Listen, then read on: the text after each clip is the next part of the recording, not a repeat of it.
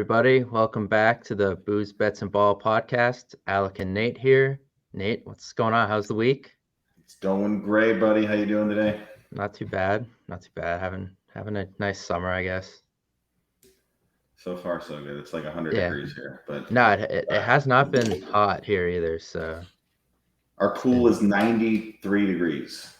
I was actually, I was having a conversation with people about like when is a pool too hot?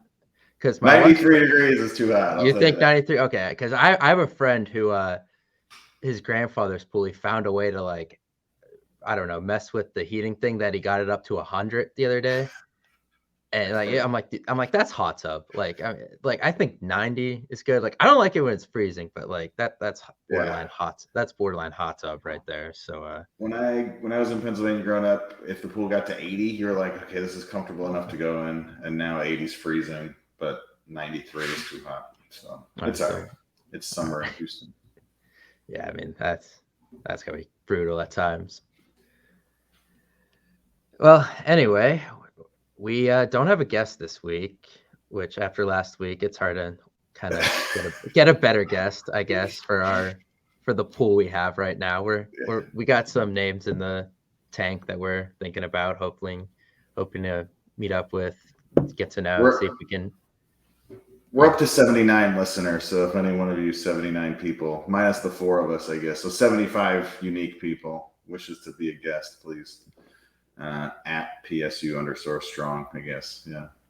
Hit him up. Yeah. Whatever we can find. Yeah. But we'll take it.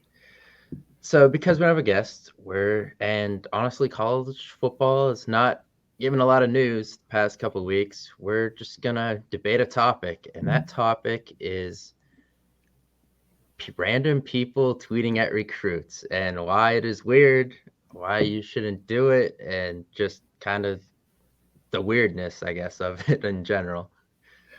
There will be no debate about this, I don't think. No, it's not really a debate. We're just disgusting. Yeah. It is disgusting when people tweet at 17, 16-year-old kids and really try to shame them for their decisions that they're making to either, take visits somewhere else or decommit from the school of your fandom.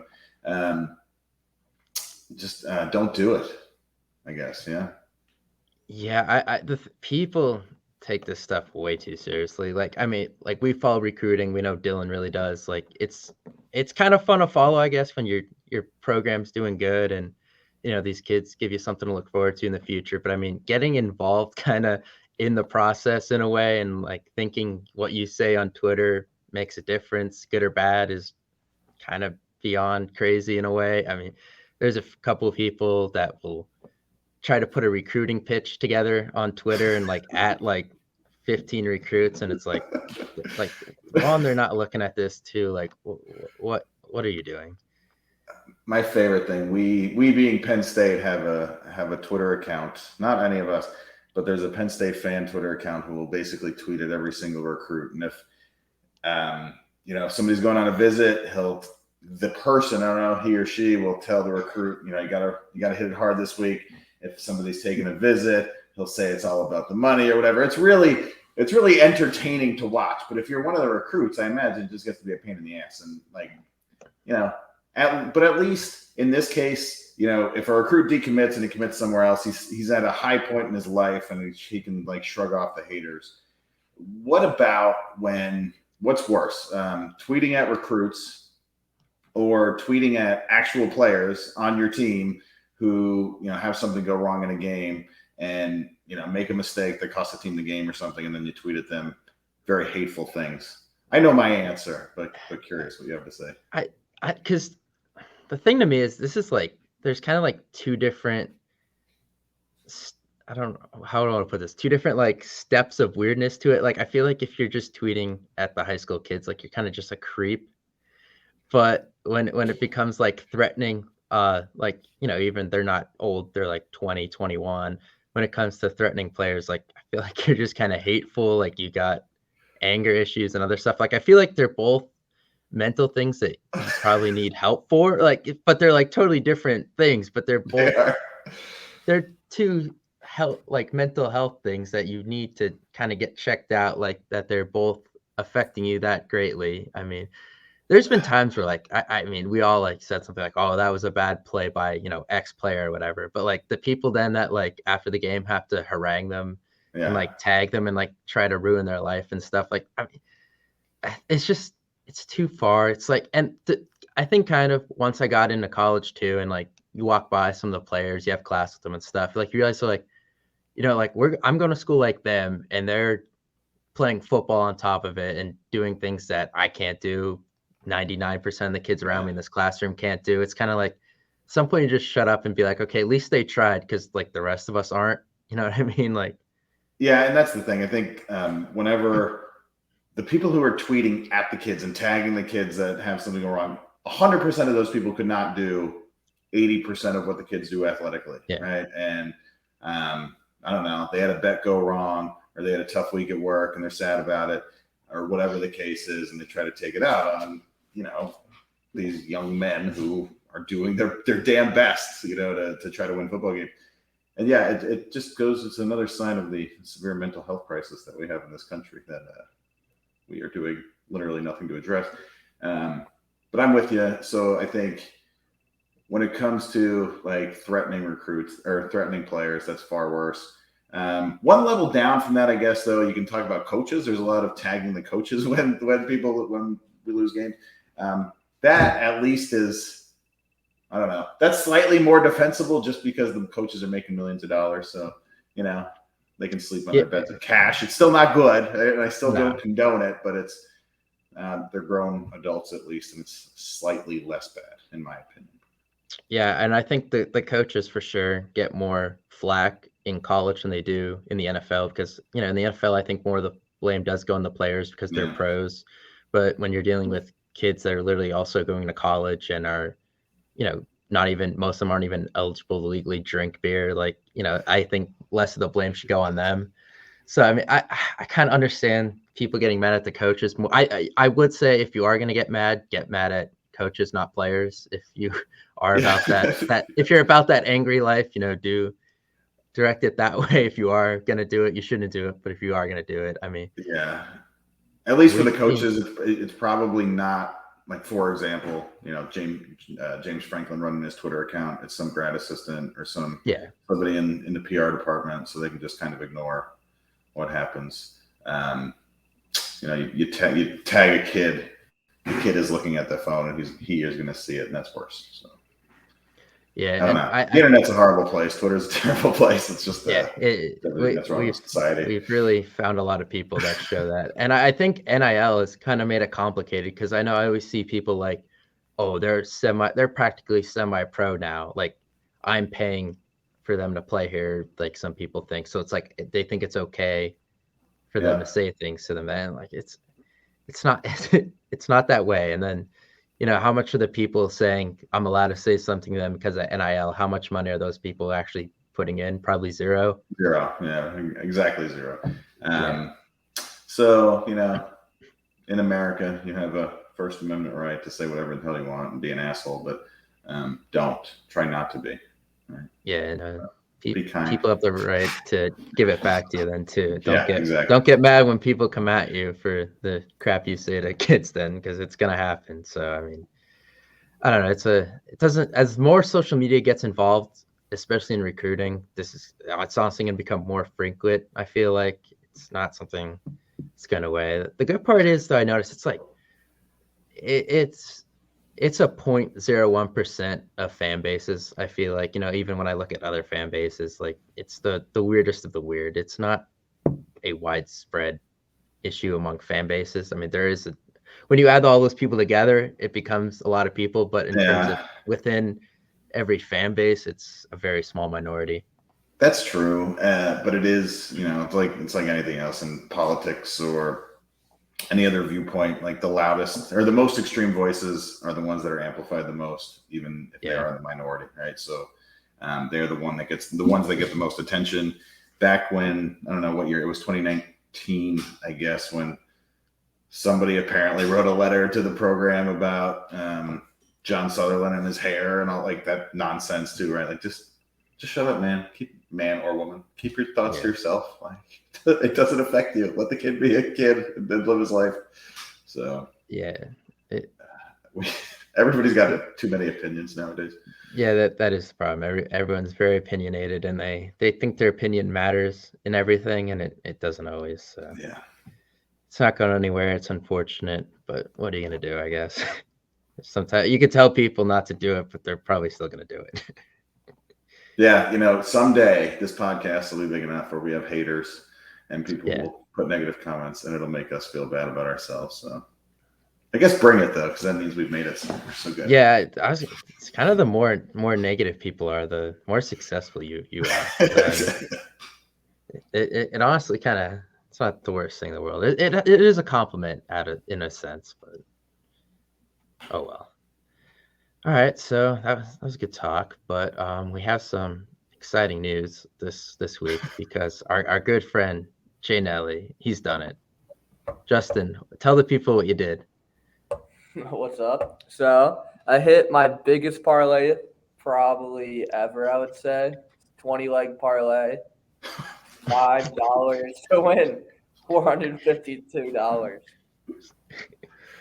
I don't know if it Wow. would count as 20-leg parlay because I realized after this, like I put Clay Thompson to score 15 plus and then another one under it to score 20 plus, which is like the same bet. So it's kind of just a waste of like odds. But It worked out though, so you can't complain too much. yeah, no, it worked out. And then I also had a few bets this week actually. It's probably my best week of betting recently because I haven't been throwing that many. But I had a Phillies only parlay. Phillies to win by over 2. Harper and Schwarber and Hoskins to record a hit. 7 for 30. So that wasn't bad. Nice, not And bad. Wheeler. Not bad. Wheeler strikeouts over 7.5. Yeah, he strikes out a lot of guys. Yeah. Yeah. He's good. Good bet. Yeah, he is. Good bet. I mean, so how are you feeling when were you like checking the parlay during the game, or was it kind of like you came back at the end and were No, I shocked? was working. So I was like when I was closing, I was just kind of watching the TV in the corner of my eye, like looking at like when Steph would make a shot, they would like show the stats under usually. And Right. like I kept seeing he was getting closer and closer. I had him at 30 points, I think. I was like, most other stuff is like common. It was like Draymond 6 rebounds, Horford 6 rebounds. So like it was supposed to hit. But like when I left, I looked, I was like, all right, most of this looks pretty good. I was going through ESPN, like the box score, checking everything. I'm like, all right, this looks pretty good. And then I'm pretty sure I texted in the chat. I was like, all right, I need like 3 assists from Tatum, 2 threes from Clay. And then when I got home, I checked and it hit, and I was screaming in my house. I was so happy because my parents always tell me to stop betting. that'll teach him. Yeah. Well, I mean, I have stopped, but like, it was nice to finally actually hit something big. Because I was like, That's 400 isn't a lot for most people, but for me, like for a college kid, like 400 was a lot. It helped save. I just took 400 out, put it in my bank. 400 on 5 is a ton, though, right? Yeah, I mean, yeah. That's what was massive what odds. was the longest odd leg of that whole thing? Because that for 20 legs, I mean, that's a lot of Let's see. 1-to-1s type thing. Yeah. Let's see. Hold up. I mean, I had Steph Curry. I had Steph over 30 points, which was probably the hardest. Okay. Yeah. And then that's about it. I mean, I'd Clay to make 4 plus threes, which hit in like the last 2 minutes, and he hasn't been playing that well, so that might have been the tough one too. Yeah, that's risky. But like everyone else was shooting well. Like even last night I had like Jaylen Brown making like 2 threes, which he didn't. But like most of the time, all the other bets were just like threes, like Tatum over 2 threes. That's what the game is now. It's just 3-pointers. Yeah, it really is. The Warriors kind of made the NBA a 3-point league. Yeah. What do you got for tomorrow night, or when's game 6? Tomorrow or Friday? It's tomorrow night, I think. Yeah, it's tomorrow at 9. I'm having the Warriors. I have 2 bets, I guess, technically. I have them just winning the series, but I bet on the odds for 4-2 and 4-3. So like, I have 2 active bets for them to win the series. But I think if they don't win tomorrow, they might lose. Because the Celtics, if they have confidence, I think they could win at the Warriors. They won game Because one there. They showed they can stop Steph or contain him, at least. So if the Warriors lose tomorrow, you hedge with the Celtics or no? You're kind of. Nah, I won't. I won't. Yeah. I'll still say, like, I'll give the Warriors 55% chance to win at home. But I think the Celtics have a good chance to pull off the upset. I always feel like the underdog wins game 7. Like, I don't know. It always Yeah. seems like the road team wins game 7. I don't know. I get that feeling. I Like the don't know. Cavs won. Somebody can find that in 2 seconds, right? Yeah, the Cavs won. I just off the top of my head, a couple I can remember. Like the Cavs won at Golden State in Game 7 in that finals.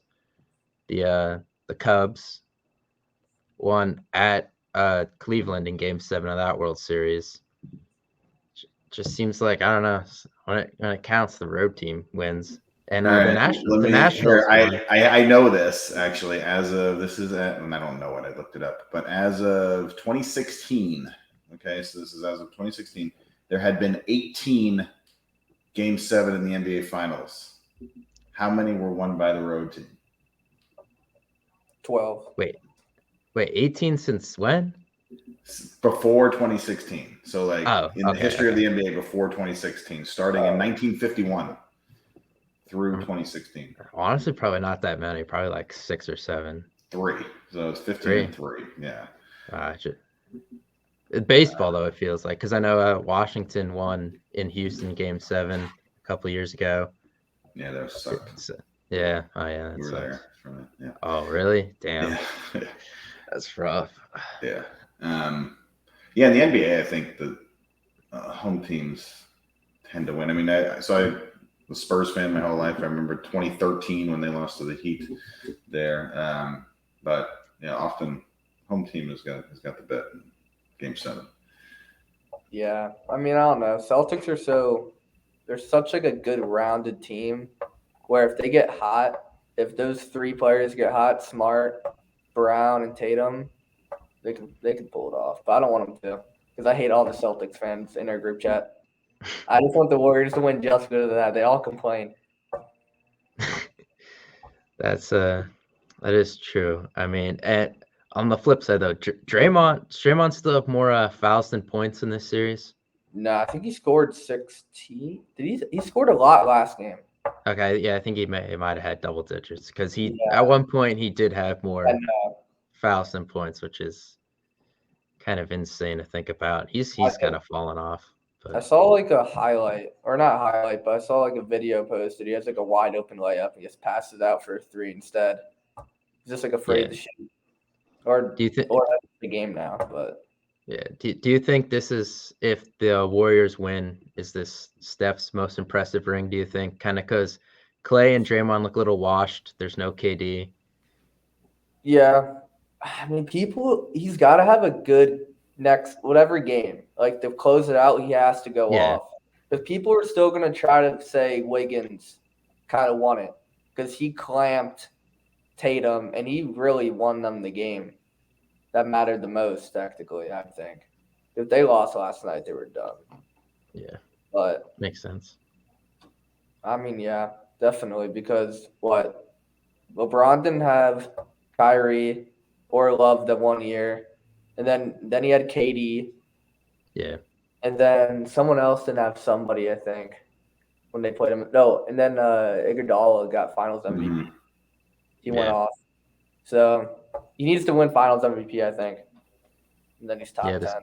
This kind of is his big ring, I feel like. Yeah. I still think he can win somewhere, though. So. Yeah, we'll have to see. I mean, hopefully your bets hit more so you can keep betting into the future. Yeah.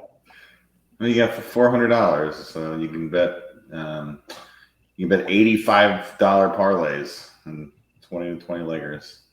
Yeah. Yeah, no, it's not smart. Hold yourself through the whole year, basically.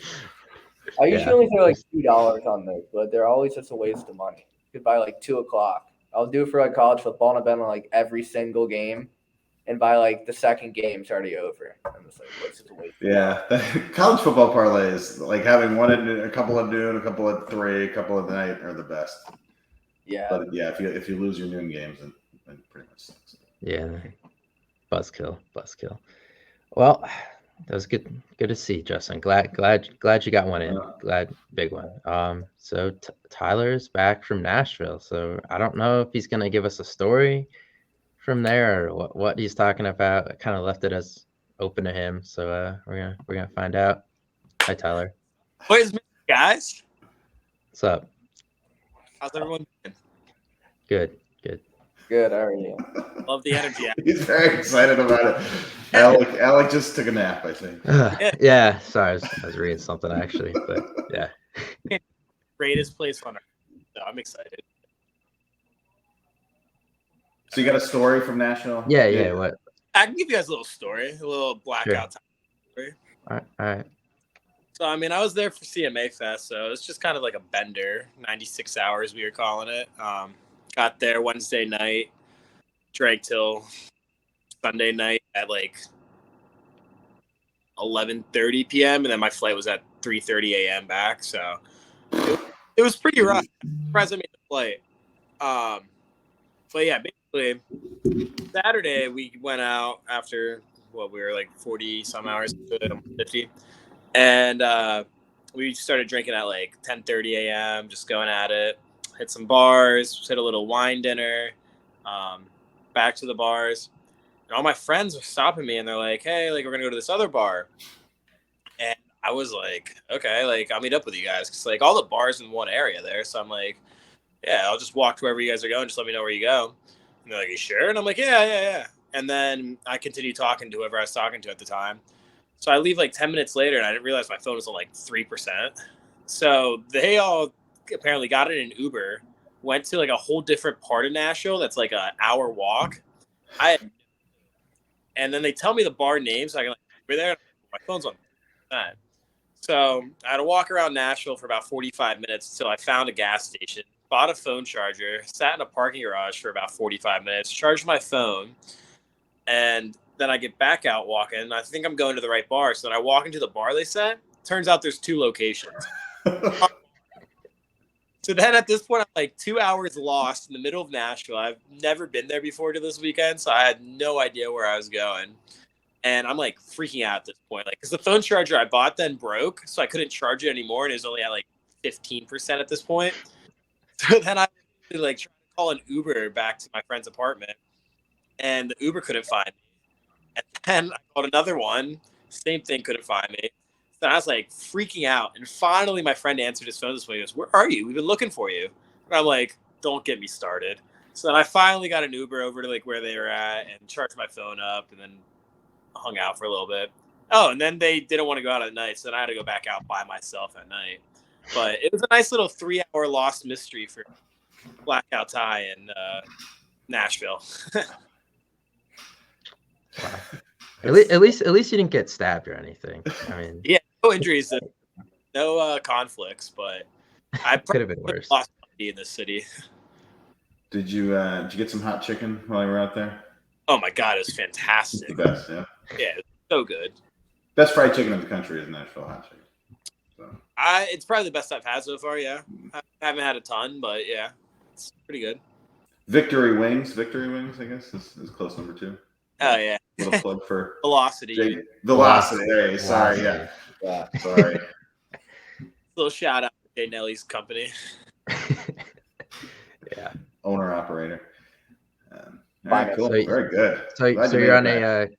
you're on a country music kick because you got Kenny Chesney tomorrow. Oh yeah, dude, I'm full country music now. The concerts are great. Yeah, it's just their country or concerts are live. Like it's insane how they do it. It's like always good like setting music unless it's like a crazy party pregame or something like that. But like almost any setting you can play country music in. Drinking all day, if you're at like a pool party, if you're in a car ride with the windows down, like it fits the mood almost all the time. So that's what I've been going with. Yeah, can't wait to Disagree, see. but, yeah. Yeah, can't wait to see Kenny at the link on Saturday. That's gonna be a good one. Yeah, it probably will be. Should be fun. should be fun. Absolutely.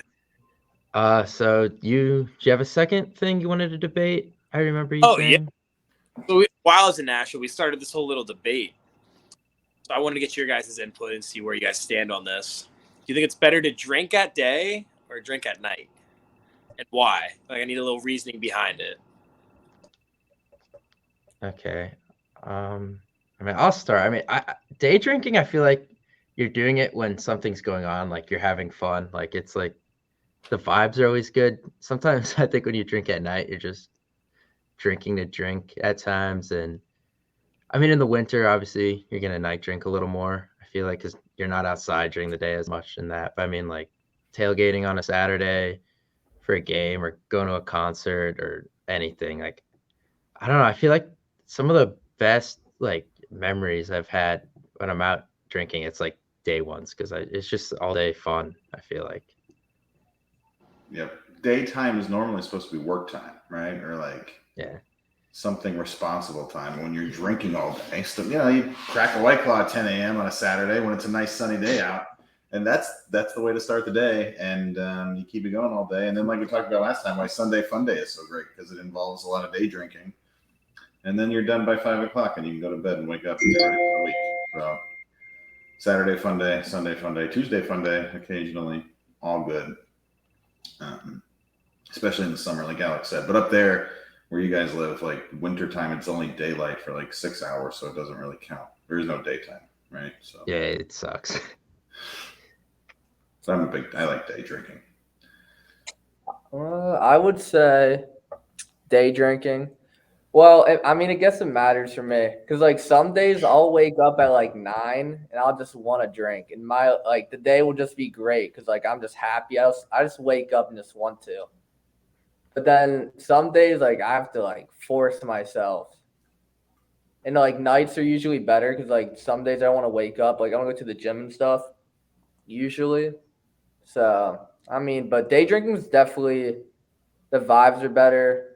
Definitely better memories because I remember a lot more during the day than if I drink at night. It usually doesn't end up well.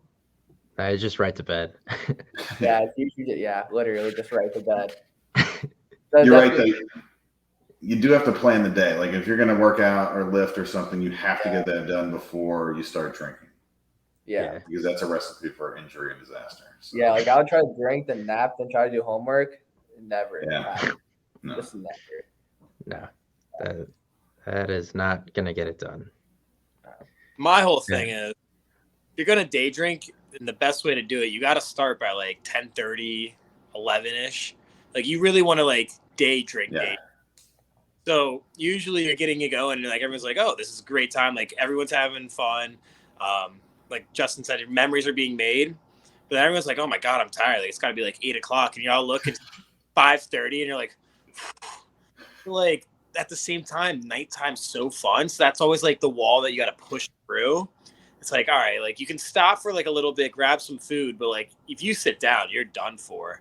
So you got to power through that little wall and start drinking more and then just ride it all night. Cause like, I know memories are more made in the day, but at nighttime, it's just a whole different atmosphere. Like you're electric, you're ready to go. Like people are crowd surfing, jumping balls to the wall. Like, my whole thing is if you day drink, you gotta ride it through because it's no fun just to like wait at 7 o'clock and be like, oh, let's go to bed.